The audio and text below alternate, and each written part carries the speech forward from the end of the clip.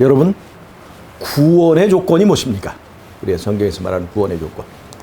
예수님 믿는 거죠. 구원의 조건. 구원의 조건은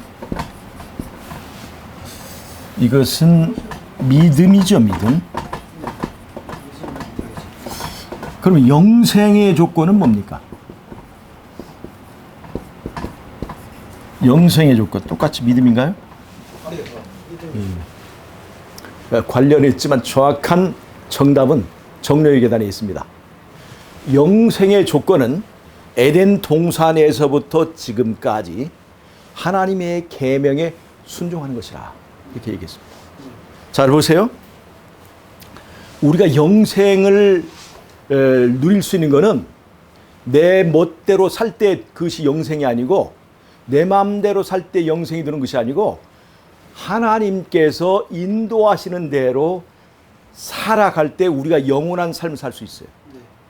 네. 영원한 삶이라고 하는 것은 서로 미워하고 싸우고, 예를 들어서 죽지 않고 산다 할지라도 부부가 서로 미워하고 그냥 이렇게 벽이 있고 이렇게 사는 것이 영생이 아니라, 하나님께서 말하는 영생은 이 끝까지 이어지면서 행복한 삶이라고 하는 거예요. 이런 인간의 행복과 영생은 내 멋대로 할 때에 내가 얻어지는 것이 아니라 하나님 말씀대로 할 때 우리에게 영생이 주어지는 거예요. 그 말 인정하시겠습니까?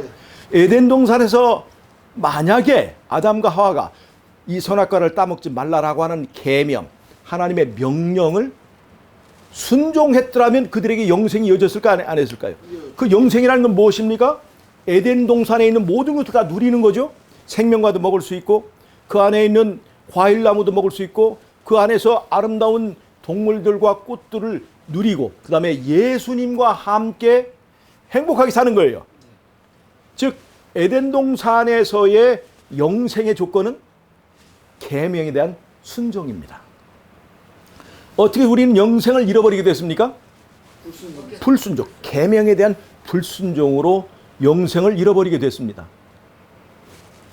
자, 여러분, 이 율법이라고 하는 것은 우리에게 계명을 지키면 생명을 주고 계명을 불순종하면 뭐를 주는 거예요? 사망. 그리고 구약 성경에는 지키면 영원한 삶을 줄 이 계명을 너희가 준행하지 아니하였다.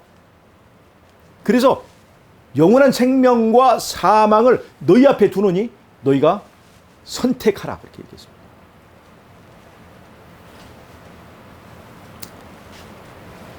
그래서 율법의 기능은 지키면 생명, 안 지키면 사망이에요. 이것을 잘 상징하는 에덴 동산의 상징물이 뭐냐면 생명과 선악과입니다. 그래서 생명과 선악과 둘 다 무엇을 상징하는 거예요? 율법의 양면을 얘기해 주고 있습니다. 율법을 지키고 하나님의 말씀에 순종하면 생명과의 생명을 얻고 불순종하면 선악과에서 말한 사망에 이르게 되는 것입니다. 자, 그리고 인간은 영생을 누리고 영생을 우리가 얻으려면, 영생을 우리가 가지려면 율법의 요구를 충족해야 됩니다. 율법을 지켜야 되는 거예요. 율법을 지킨다는 말은 다른 말로 하면 내 멋대로 살지 않고 하나님의 말씀대로 사는 것을 말합니다.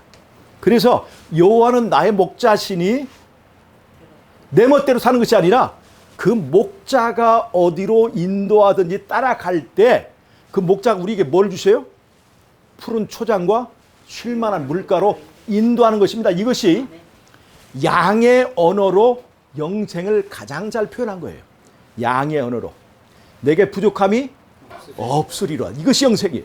쉴만한 물가와 푸른 초장. 양에게는 더 이상 이 영생이라 하는 것을 이 말 위에 더 잘 설명할 수가 없습니다.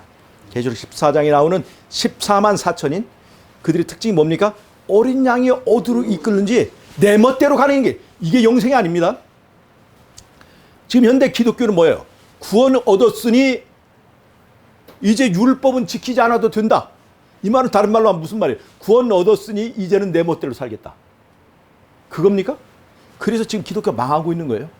구원 얻었으니 이제는 내 멋대로 살던 사람들이 말씀대로 사는 겁니다. 다른 말로 하면 율법을 지키면서 사는 겁니다. 자, 여러분, 십자가에서 율법이 폐했다고 합니다. 근데 율법이 폐지되지 않았다는 가장 강력한 증거가 뭔 줄 아십니까? 그것은 바로 인간에게 사망이라고 하는 현상이 있다는 것입니다. 잘 보세요. 왜 사망이 있습니까? 율법이 율법이 법을 집행하기 때문에 우리가 죽는 거예요. 율법은 요구하고 그 요구를 채우지 않을 때는 집행을 합니다. 불순종한 사람에게 뭐를 줘요? 사망을 줍니다. 그래서 죽는 거예요. 지금 율법이 살아있기 때문에 이렇게 되는 거예요. 그 다음에 그 율법은 또 그 말씀을 지키고 순종하면 뭐를 줘요? 영생을 줍니다. 근데 문제는 뭡니까? 문제는 우리가 우리의 힘으로 이 율법을 지키지 못한다는 거에 있어요. 율법의 요구를 채울 수가 없다는 겁니다. 자, 내 율법을 범했어요. 그러면 그 율법을 범한 거에 대한 대가를 치러야 됩니다. 생명을 바쳐야 돼요. 그 다음에 이제 과거에 율법을 범했을 뿐 아니라 그것을 해결한다 할지라도 앞으로 율법을 지켜야 됩니까? 지키지 말아야 됩니까? 율법이 요구하는 것은 못 지킨 거에 대해서는 값을 치르고 앞으로의 남은 삶은 어떻게 해라? 율법을 지켜야 영생이 있다고 하는 것입니다. 근데 문제는 과거의 죄값도 그렇고 율법을 지키는 것이 우리에게 너무나 힘들다는 것입니다. 왜 그럴까요? 그 원인이 뭡니까? 죄를 좋아해서 중심에 이미 우리는 하나님을 모시지 않고 내가 하나님같이 되겠다는 선택을 하고 난 다음에 어린아이일지라도 태어날 때 자기가 하나님의 자리에 있는 상태로 태어납니다. 아무 행위를 하지 않아도 그 자체가 죄인이에요. 그래서 어린아이도 구세주가 필요한 거예요. 그러니까 자기 중심인 사람이, 이기적인 사람이 하나님의 계명을 지킬 수 있을까요? 없을까요? 못 지키는 거예요. 그래서요, 인간이 율법을 지킬 수 없기 때문에 우리에게서 영생이 멀어진 거예요. 이러한 인간의 문제, 내가 율법을 아무리 지켜가지고 율법을 지키면 영원한 삶을 준다고 그랬는데 내가 율법을 한번 지켜서 영원한 삶을 얻어보겠다고 그렇게 치열하게 노력했던 사람 중에 하나가 사도 바울입니다. 로마서 7장 24절에 이 사도 바울은 오호라 나는 곤고한 사람이로다. 이거 내가 율법을 지키기에는 내가 너무나 악한 사람이다. 난 너무나 불가능한 존재다 하는 것을 깨달았어요. 전에는 그렇지 않았습니다. 지킬 수 있다 생각했어요. 그런데 나는 율법을 지킬 수 없는 사람이다. 난 원래 태어난 것 자체 그 존재가 율법을 지킬 수 없는 구조로 태어났구나 하는 것을 깨달은 거예요. 이 깨달음을 누가 줬습니까? 물론 성령께서 가르쳐주지만 이 깨달음을 준 것이 뭐예요? 그게 바로 율법입니다. 율법이 말이에요. 우리를 정죄하고 법을 집행할 뿐만 아니라 거울의 역할을 합니다. 내가 죄인이고 나는 율법을 지킬 수도 없는 그야말로 곤고한 사람이라고 하는 것을 율법이 가르쳐줘서 누구를 바라보게 만듭니까? 누구에게로 보내주는 거예요? 이 율법의 역할은? 예수님께로 인도해주는 역할을 하는 거예요. 그러니까 이 세상에 선교사가 그렇게 많고 많아도 가장 큰 선교사는 율법이에요. 율법. 나를 예수님께로 이끌어주는 것은 바로 율법입니다. 무슨 말 아시겠어요? 십계명 뭐예요? 율법을 지켜서 구원받으려고 한 사람에게 네 힘으로는 안 돼. 누가 있다? 예수님을 바라봐라. 그래서 이 도덕적 계명 옆에 의문의 율법이라는 게 있는 거예요. 제사법. 제사법이 뭡니까? 양을 잡아서 제사를 지내라. 자, 도덕적 율법을 범해서 죽게 된 사람을 살려주는 법이 있는데 그것이 바로 제사법이에요. 의문의 율법이죠. 양 잡아서 제사 드리는 거. 근데 양을 뭐라는 것입니까? 양을 징검다리로 해서 예수님을 바라보라는 겁니까? 예수님을 바라보는 거예요. 그래서 이 도덕적 율법인 십계명과 제사법은 합쳐서 결국은 누구에게 인도하는 거예요? 이 율법이 없다면 우리가 예수님께로 갈 수 있는 방법은 없습니다. 내가 죄인이라는 거, 내가 불가능한 존재라는 것을 깨닫지 않는 한은 절대로 예수님 믿지 않습니다. 누구를 믿을까요? 나를 믿죠. 우린 그래서 나를 믿는 겁니다.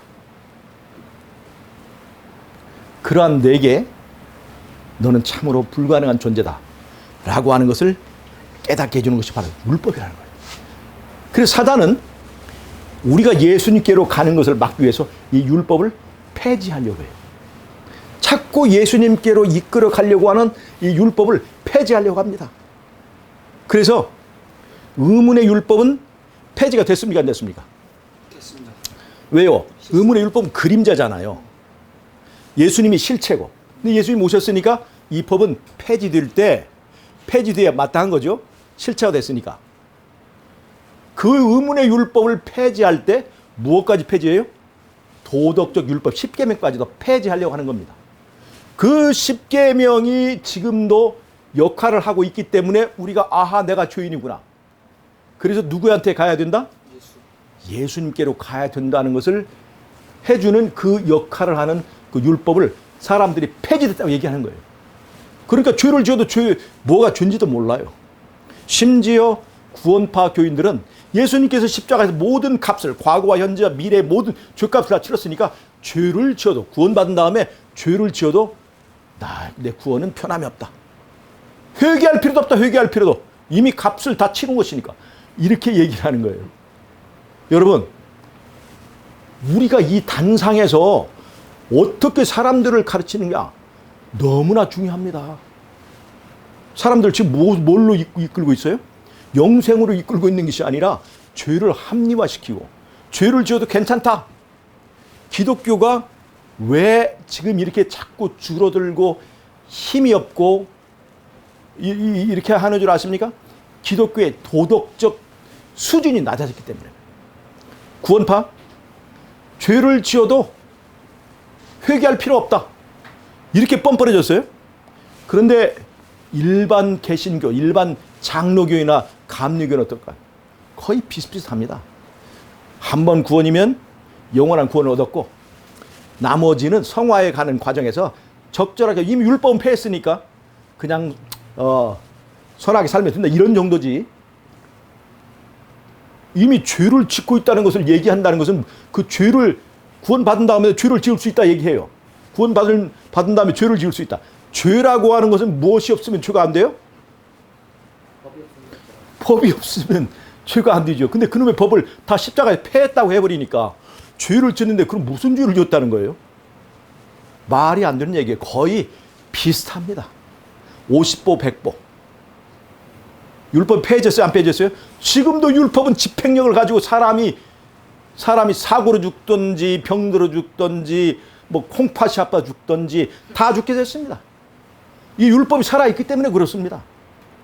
율법이. 우리는 율법 앞에서 율법의 집행력 앞에서 속수무책입니다. 다만 예수님을 믿고 부활의 기회를 얻을 뿐이에요. 율법 폐해졌습니까?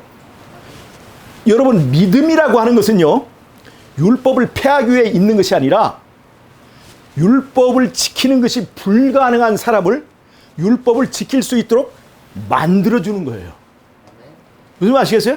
믿음이 십자가가 율법을 없애고 죽이는 것이 있는 게 아니라 그 십자가를 통해서 우리 예수님께서 나같이 구원받을 자격도 없고 나같이 정말 뒤돌아보면은 정말로 은혜 받을 만한 짓을 한 적이 없는 나를 위해서 그 십자가에서 죽음을 견디셨다는 그 사랑이 이제는 예수님께서 말씀하신 계명대로 살아야겠구나.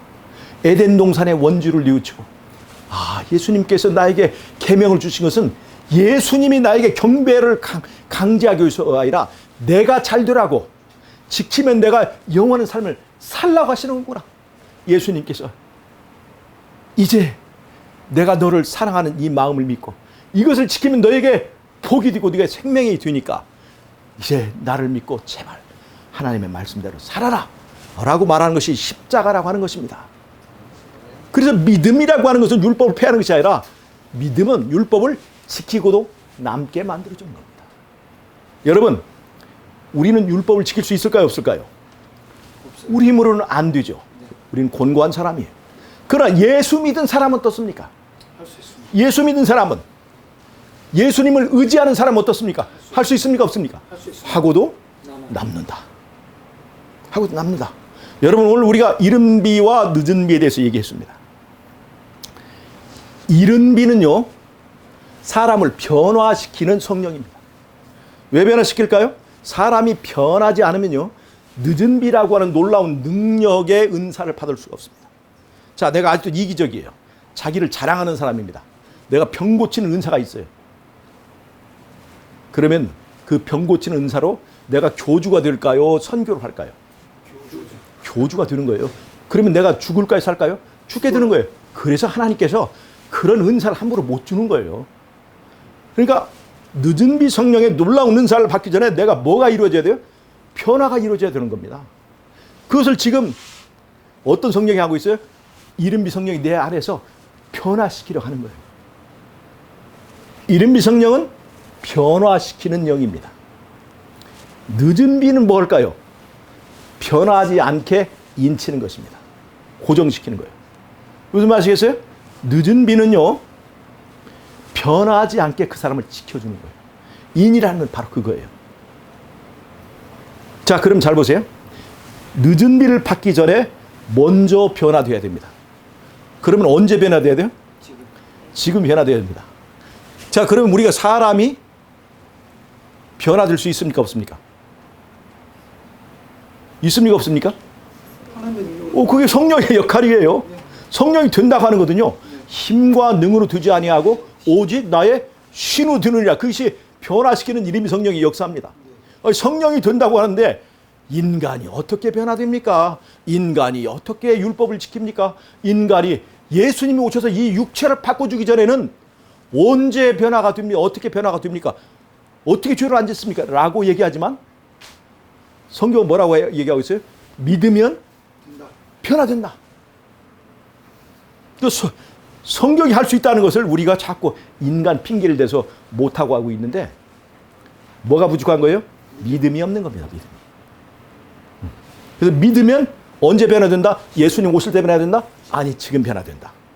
변화되고도 남다. 그러면 예수 믿는 변화는 우리 삶을 변화시켜서 결국은 생각을 바꾸고, 생각이 바뀌어지면 행동이 바뀌어지고, 행동이 바뀌어지면 습관이 바뀌어지고, 습관이 바뀌어지면 결국에는 뭐가 바뀌어져요? 사람이 바뀌어지고 삶이 바뀌어지는 거예요. 그게 품성입니다. 변하지 않는 상태까지 이르라는 것은. 우리가 그리스도인 품성을 얻을 수 있을까요, 없을까요? 예수 믿으면 변하지 않는 이유는 뭡니까? 지금 우리의 상태를 보면 변해야 될 만큼 변하지 않은 이유는 뭡니까? 알고 보면 내가 변화를 원하지 않은 것도 있고, 첫째, 변화를 원치 않습니다. 두 번째는 예수를 믿지 않았어요. 믿는 구석이 따로 있습니다. 누구를 믿어요? 나를 믿는 거예요. 나를. 그래서 변화되지 않은 것을 놓고, 아이고, 인간이 어떻게 변화가 되고, 인간이 어떻게 하나님 계명을 다 지켜?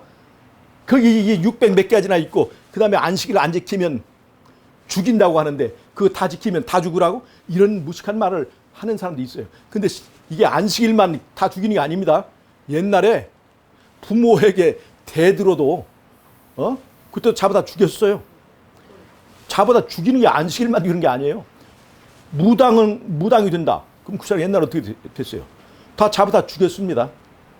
그러면 나 위에 다른 신을 섬겨도 됩니까? 다 똑같은 거예요. 우리는 예수님을 진짜로 믿으면 진짜로 변화됩니다. 그것이 바로 이른비의 역할이에요. 지금 오늘 이른비의 역사가 지금 있어야 되는 거예요.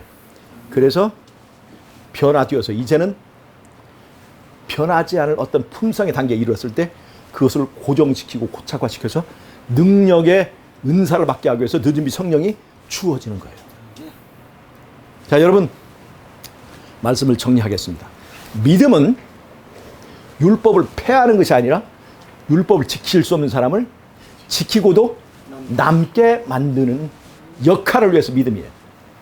즉 예수님을 영접하는 것이 믿음인데, 내가 예수님을 영접하면 내가 할 수 없는 것을 그분이 하게 해주신다. 하고도 남게 해주신다. 이것이 바로 믿음이에요. 믿음이 율법을 폐하거나 믿음이 불순종해도 괜찮다고 말하거나 합리화시키거나 변명하거나 그거 아닙니다.